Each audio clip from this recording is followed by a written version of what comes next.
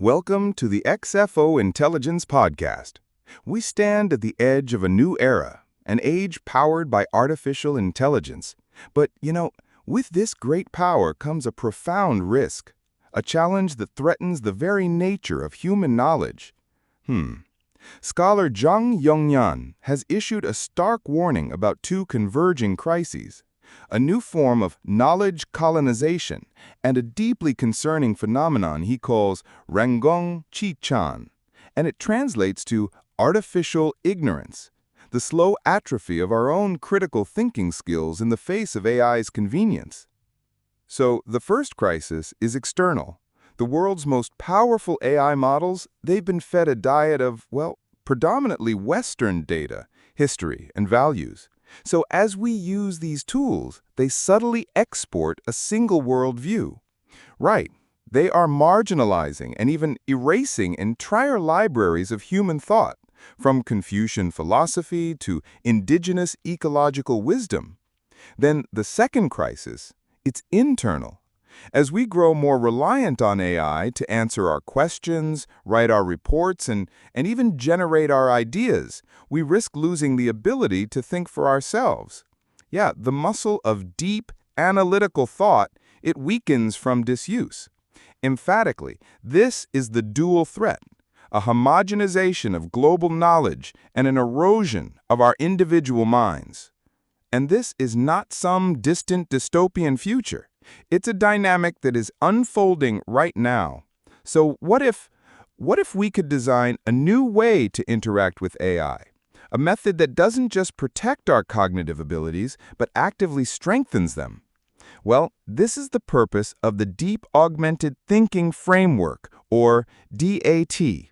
It's a structured methodology invented by Brendon Wong of XFO Intelligence. DAT is really a blueprint for retaining our cognitive sovereignty in the age of AI, and it operates on three foundational pillars. The first is slow thinking. This is inspired by the work of Daniel Kahneman, and this pillar, it mandates a deliberate pause. So instead of instantly accepting an AI's output, DAT builds in steps for reflection, for deep analysis, and human-led inquiry. It's a workout for the brain, designed to counteract the passivity that AI can induce. The second pillar is augmented intelligence. This principle reframes AI's role entirely. It is not a replacement for the human mind, but a powerful lens to augment it. Yes, in the DAT framework, AI is used to explore and integrate diverse, often overlooked data sources, like local histories or non-Western philosophical texts, to fight knowledge colonization at its root. The third and perhaps most crucial pillar is ethical system design. To prevent the rise of what Zheng calls a shepherd society, where a small elite controls the technology that guides the masses, DAT embeds ethics right into its very structure. It champions fairness, transparency, and decentralized knowledge. It empowers communities rather than making them dependent. In practice, DAT is a six-step cyclical process. You start with hand-drawn mind maps to activate human creativity. You gather diverse knowledge, build a unique repository, train a custom AI partner on that repository, critically engage with its outputs, and constantly iterate. And wow, the results are compelling. Just imagine a research team blending Taoist ecological principles with climate data to forge a new policy model. Something a standard AI would have totally missed. This has actually happened with DAT. Or consider a controlled study where students using DAT improved their critical analysis skills by 30% over peers using only ChatGPT. Wow!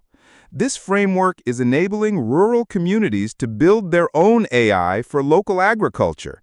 It's breaking dependency on monolithic tech platforms. Now, of course, DAT is not a silver bullet. It faces some real-world hurdles. The process is pretty resource-intensive, which, it raises questions about scalability and accessibility. It requires a conscious, deliberate inclusion of cultural knowledge, and it doesn't entirely solve AI's black box transparency problem. So yeah, further empirical validation is essential. Yet the path forward is becoming clearer. The principles of debt offer strategic direction for all of us. Policymakers, for instance, can fund pilot programs and mandate diverse AI training data. Educators can integrate slow thinking and critical AI literacy into every classroom. And technologists, they can focus on building more transparent and accessible tools that empower rather than replace human thought. The warnings from thinkers like Zheng Yongnian are not a condemnation of AI, but really a call to action. We have to reconstruct our approach to knowledge itself. Frameworks like Deep Augmented Thinking provide a tangible path to do just that, ensuring that we harness AI not as a cognitive master, but as a collaborative partner. A partner that helps us build a future where knowledge is more diverse, more critical, and more profoundly human than ever before. So here's a question we'd like you to think about. The next time you use an AI tool, just pause for a moment and ask yourself, is this augmenting my thinking or is it replacing it?